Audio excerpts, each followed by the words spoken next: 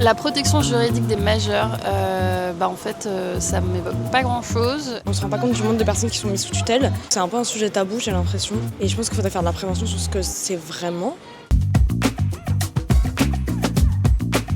Les cas où on peut se retrouver sous tutelle qui me parlent le plus, c'est en psychiatrie. Moi, je pense au handicap mental. Quelqu'un qui est malade, qui a vraiment plus sa tête. Est-ce que c'est la même chose pour les personnes âgées qui sont en maison de repos ou de retraite? Ça m'a directement fait penser aux gens qui venaient d'avoir peut-être des enfants de l'ASE, etc. et tout. Je sais pas pourquoi ça m'a fait penser à ça, moi.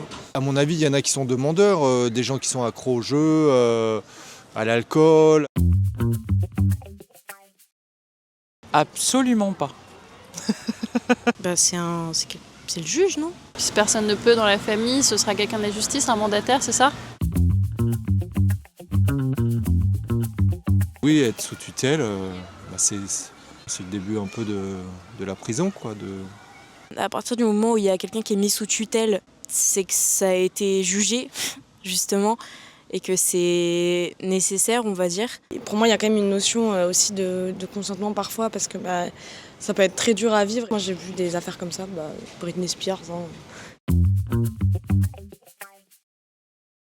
Enfin, c'est une sacrée responsabilité de s'occuper comme ça d'un parent, donc c'est très bien qu'ils aient aussi une aide extérieure, et neutre. Par exemple, moi j'ai une amie que son père il est sous tutelle. Moi ça me paraît pas si fou que ça en fait, vu ce qu'il fait endurer un peu à sa famille. Après, est-ce que ce serait pas une personne de la justice, donc c'est vraiment le métier, d'avoir cette responsabilité-là plutôt que quelqu'un de la famille?